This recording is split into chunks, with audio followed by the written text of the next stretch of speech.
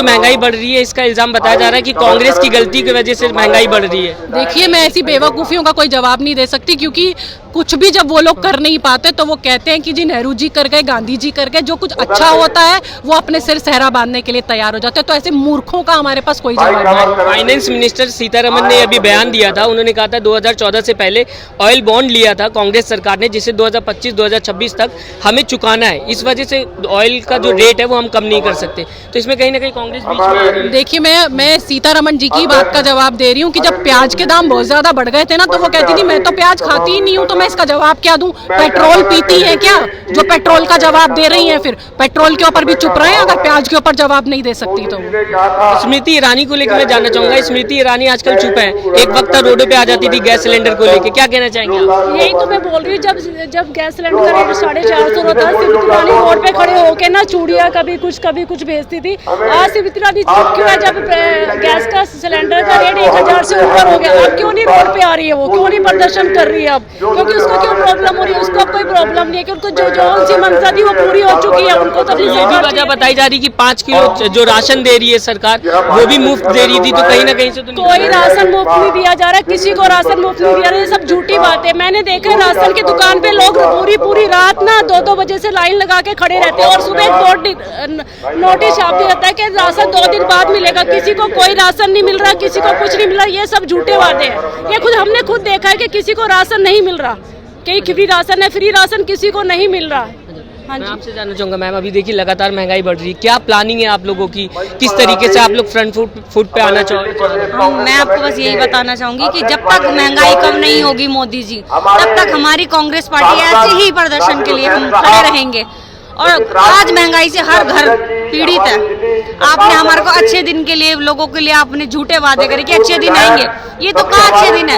हमें तो और नीचे गिरा दिया जा रहा है, गरीब और गरीब कर दिया जा रहा है। उन लोगों से पूछिए जिनके घर में रोटी खाने को नहीं है, जो एक दिन की दिहाड़ी पे जो रिक्शे वाला निकलता है घर कमाने के लिए, उसे आज कैसे सिलेंडर भरवाएगा? वो अपने घर का कैसे खरीदेगा वो 1000 का सिलेंडर? कांग्रेस के टाइम पे कभी सिलेंडर इतना महंगा नहीं था। आज जो रेट हो चुके हैं उसको लेकर दिल्ली की हम कांग्रेस पार्टी के साथ,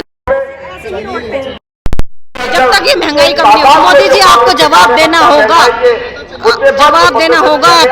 हर सदस्य को, जो आपने आज महंगाई से सबको पीड़ित कर रखा है। मैम कई ऐसी बातें हैं लगातार देखा, अगर बात की जाए अभी 5 राज्यों में चुनाव हुआ था, उसमें 4 कहीं ना कहीं बीजेपी जीतते हुए दिखाई दी।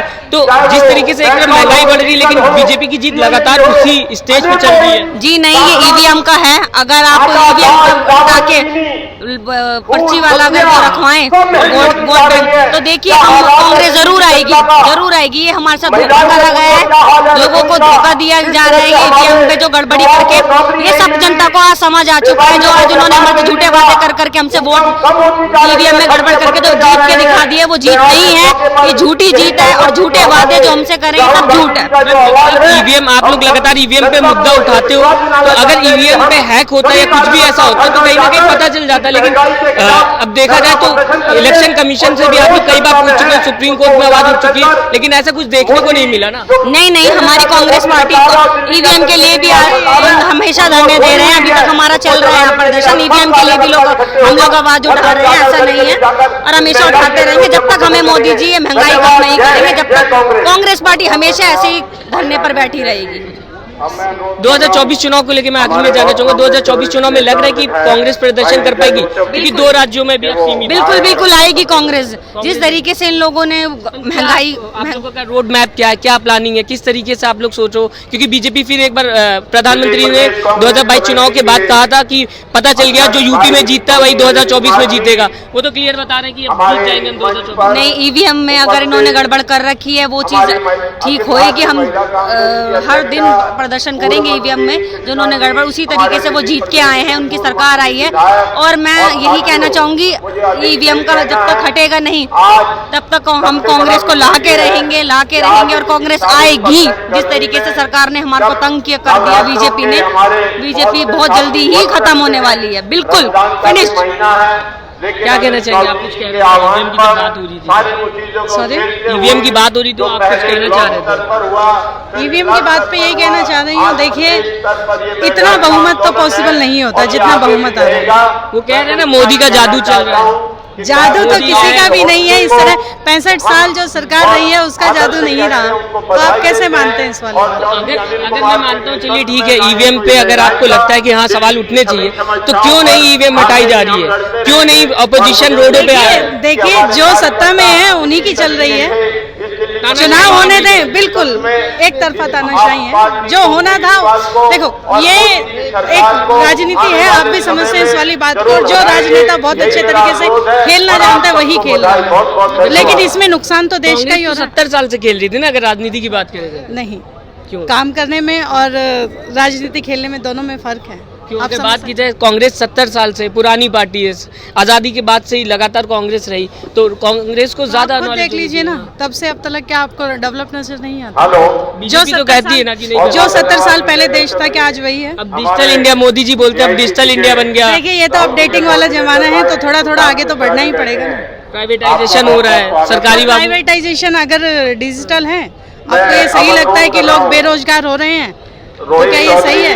लोग बेरोजगारी में आत्महत्या कर रहे हैं, युवा पीढ़ी अनएम्प्लॉयड है पूरी की पूरी। कैसे बात? कांग्रेस के पास रोड मैप क्या है, क्या प्लानिंग है? 2024 चुनाव पास आ रहा है, ईवीएम को लेकर अगर आप लोग सवाल उठा रहे हो, तो ईवीएम तो 2024 में भी रहेगा। किस तरीके से कांग्रेस अपने आप को उभारेगी, किस तरीके से बाहर लाएगी अपना? देखिए लड़ेंगे तो कुछ न कुछ होगा जरूर।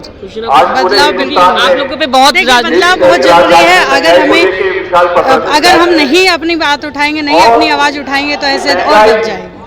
अच्छा, कांग्रेस के ऊपर लगता है कि घर की राजनीति है, राहुल गांधी को नहीं, ये तो गलत बात है कि जो ये वाली बात कहने की है, घर की राजनीति कहाँ घर में चलाएंगे क्या? बीजेपी में देखा जाए, अमित शाह अलग आते हैं, मोदी जी अलग आते हैं, राजनाथ सिंह अलग है, योगी जी अलग है, तो कहीं ना स्मृति ईरानी।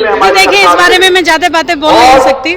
कांग्रेस में सिर्फ एक दो चेहरे ही है जो दिखते हैं, वो भी घर के दिखते हैं, राहुल गांधी, प्रियंका गांधी, सोनिया गांधी, ये 3 चेहरे के सिवा चौथा चेहरा नहीं, ऐसे कैसे आप कह सकते हैं? आप बताइए।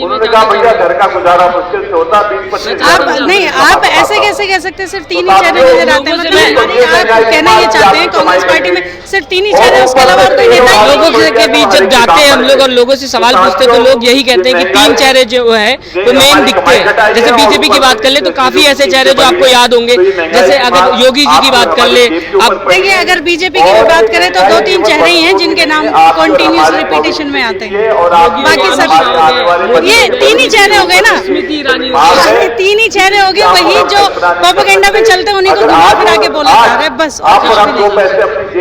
शुक्रिया आपसे बात करने के लिए। फिलहाल आपने सुना हमारे साथ कांग्रेस के नेता मौजूद थे, इन लोगों ने बताया कि अभी जिस तरीके से महंगाई बढ़ती जा रही है उसको लेके हम प्रोटेस्ट कर रहे हैं, और साथ ही साथ कोशिश करेंगे कि 2024 चुनाव में इसी बात को लेके लोगों के बीच में आ सके और लोगों से बता सके कि कहीं ना कहीं जो बीजेपी पार्टी है वो महंगाई बढ़ा रही है, उसकी वजह से महंगाई जो है वो बढ़ते हुए दिखाई दे रही है। आप हमें कमेंट करके जरूर बताइएगा आपको क्या लगता है कि भारत में 2024 में कौन सी पार्टी आनी चाहिए, और क्या सच में आपको लगता है कि ईवीएम में, जैसा कि कांग्रेस सवाल उठा रही है कि घोटाला हो रहा है ईवीएम को लेके, क्या वो सच में एक घोटाला है? आपका कमेंट हमारे लिए बहुत महत्वपूर्ण है, अपना कमेंट जरूर दीजिएगा। नमस्कार। चैनल को लाइक, शेयर एंड सब्सक्राइब करें और बेल आइकन दबाना ना भूलें।